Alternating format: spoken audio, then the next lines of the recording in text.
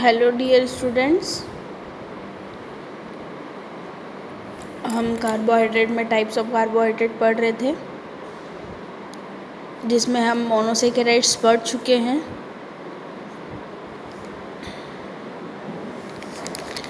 Then उसके बाद हमने पढ़ा था ओलिगोसेकेराइड्स। ओलिगोसेकेराइड्स क्या होते हैं? फर्स्ट ऑफ ऑल मोनोसेकेराइड्स क्या होते हैं? जिनको हाइड्रोलाइज करने पर हमें कोई शुगर मॉलिक्यूल्स नहीं मिलते, ओनली वन शुगर मॉलिक्यूल्स मिलते हैं। देन सेकेंड जो होते हैं ओलिगोसेकेराइड्स, उनमें क्या होता है, हमको फ्यू शुगर मॉलिक्यूल्स मिलते हैं, मतलब हाइड्रोलाइसिस करने पर हमको 2 या 10 तक हमको मोनोसेकेराइड्स या शुगर मॉलिक्यूल्स मिल जाते हैं। और ओलिगोसेकेराइड्स कैसे बने होते हैं? जब 2 या 2 से ज़्यादा मोनोसेकेराइड्स मिलते हैं तो वो ओलिगोसेकेराइड्स बनाते हैं, जिसके मैंने एग्जांपल भी आपको बताए थे, माल्टोस, लैक्टोज एंड सुक्रोज, जिसमें हमने पढ़ा था कि कौन से मोनोसेकेराइड से कौन सा मॉलिक्यूल बनता है। तो ग्लूकोज, और ग्लूकोज से क्या बोलता है, मैल्टोज बनता है और H2O रिलीज़ होता है, वाटर रिलीज़ होता है। और ग्लूकोज और गैलेक्टोज से लैक्टोज बनता है, देन वाटर रिलीज़ होता है। उसकी रिएक्शन भी पढ़ी थी। देन अब हम जो लास्ट टाइप है पॉलीसेकेराइड्स, उसको पढ़ेंगे। So let's start.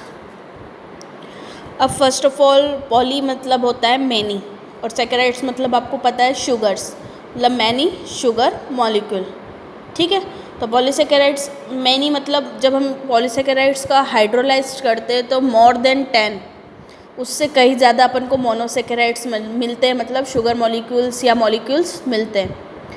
Formed by more than 10 unit of monosaccharides. ये कब बनते हैं या कब मिलते हैं हमको? जब 10 या 10 से ज़्यादा मोनोसेकेराइड्स मॉलिक्यूल हो प्रेजेंट। ठीक है, तो पॉलीसेकेराइड्स का नाम से ही समझ में आ रहा है हमको कि मैनी शुगर मॉलिक्यूल्स, तो formed by more than 10 units of monosaccharides. Clear? अब इनकी प्रॉपर्टीज़ क्या होती हैं? ये स्वीट लेस होते हैं, मतलब जो हमने मोनोसेकेराइड पढ़ा था, ओलिगोसेकेराइड्स पढ़ा था, ये स्वीट होते हैं टेस्ट में, बट जो पॉलीसेकेराइड होते हैं ये स्वीट लेस होते हैं, मतलब ये मीठे नहीं होते हैं। ठीक है, अब ये इनसॉल्युबल इन वाटर होते हैं। क्यों इनसॉल्युबल इन वाटर होते हैं? क्योंकि ये नॉन पोलर मॉलिक्यूल होते हैं। मैंने आपको पहले ही बताया था, जो पोलर मॉलिक्यूल रहते हैं वो वाटर में सॉल्युबल रहते हैं, बट जो नॉन पोलर मॉलिक्यूल रहते हैं वो वाटर में इनसॉल्युबल रहते हैं। बट ये नॉन पोलर क्यों रहते हैं? जब इनमें हाइड्रोक्सिल ग्रुप HO या OH ग्रुप जब इनमें से रिमूव हो जाता है तो ये क्या रहते हैं, वाटर मॉलिक्यूल ग्रुप इनमें से रिमूव हो गया है, तो ये वाटर में कैसे सॉल्युबल होंगे? इसलिए ये इनसॉल्युबल होते हैं वाटर में और नॉन पोलर होते हैं। Clear? They act as storage and glycogen, cellulose, chitin and pectin. अब इनका एग्जाम्पल मैं आपको बताती हूँ। एक तो ये स्टोरेज मतलब प्लांट स्टार्च जो एग्जाम्पल है, ये हमारे प्लांट में स्टोर होता है। ग्लाइकोजन जो है वो एनिमल में स्टोर होता है। जो सेल्यूलोज है वो भी प्लांट में स्टोर होता है। सेल्यूलोज वो है जो प्लांट की जो सेल वॉल रहती है उसमें प्रेजेंट होता है।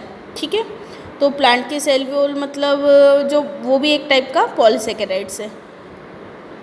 चिटिन फंजाई में रहता है और पैक्टिन मतलब प्लांट में। क्लियर? ये किसके एग्जाम्पल्स है? अब एग्जाम्पल स्टार्च हमारे, सब इसका हम रिएक्शन देखते हैं। तो स्टार्च का फॉर्मूला क्या होता है? C6H10O5। जब स्टार्च को हम C6H10O5 n number of molecule का जब हम हाइड्रोलाइज करते हैं तो C6H12O6 मतलब ग्लूकोज के n नंबर ऑफ मॉलिक्यूल्स हमको मिलते हैं। तो ग्लूकोज क्या है, किस चीज़ का एग्जाम्पल है? मोनोसेकेराइड्स का। तो मतलब जब हम पॉलीसेकेराइड्स के n नंबर ऑफ मॉलिक्यूल का हाइड्रोलाइज करते हैं तो हमको ग्लूकोज का n नंबर ऑफ मॉलिक्यूल मिलता है।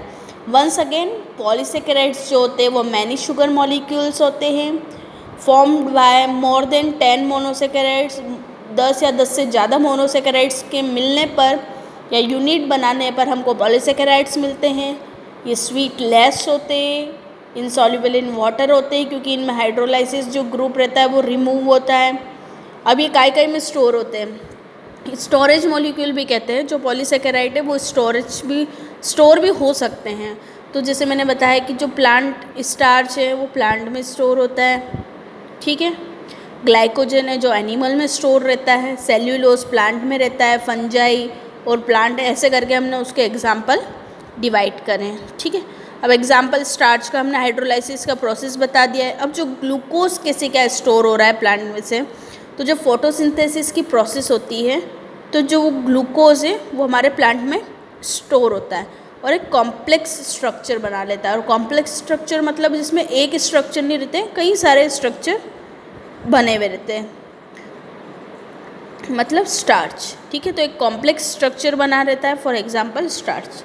ये एक स्टोरेज प्रोसेस है कि फोटोसिंथेसिस हुआ, ग्लूकोज बना, फिर जो ग्लूकोज है वो प्लांट में स्टोर हुआ, किस फॉर्म में स्टोर हुआ, एक कॉम्प्लेक्स मॉलिक्यूल के फॉर्म में स्टोर हुआ, जिसको हम स्टार्च करते हैं। स्टार्च क्या है? पॉलीसेकेराइड्स, और पॉलीसेकेराइड्स क्या है? कॉम्प्लेक्स मॉलिक्यूल है। तो वंस अगेन जो पॉलीसेकेराइड्स रहते हैं वो कॉम्प्लेक्स मॉलिक्यूल भी रहते हैं। क्लियर? अगर कीवर्ड्स में बताना चाहें अपन की पॉलीसेकेराइड्स क्या है, तो मैनी शुगर मॉलिक्यूल्स है, more than 10 units of monosaccharides से बनते हैं, स्वीट इन लेस होते हैं, इनसॉल्युबल इन वाटर होते हैं, और स्टोरेज के फॉर्म में मतलब ह्यूमन हो या एनिमल हो या प्लांट में उसमें स्टोर हो जाते हैं पॉलीसेकेराइड्स। और जब हाइड्रोलाइसिस करते हैं तो n number of glucose molecule हमको मिलते हैं। क्लियर? इस वीडियो में अगर आपको कुछ समझ में नहीं आया तो आप मुझसे पूछ सकते हैं। देन ये जो कार्बोहाइड्रेट के 3 टाइप्स थे, मोनो, ओलिगो एंड पॉलीसेकेराइड्स, ये यहाँ पर कंप्लीट होते हैं। नेक्स्ट हम आगे टॉपिक को कंटिन्यू करेंगे।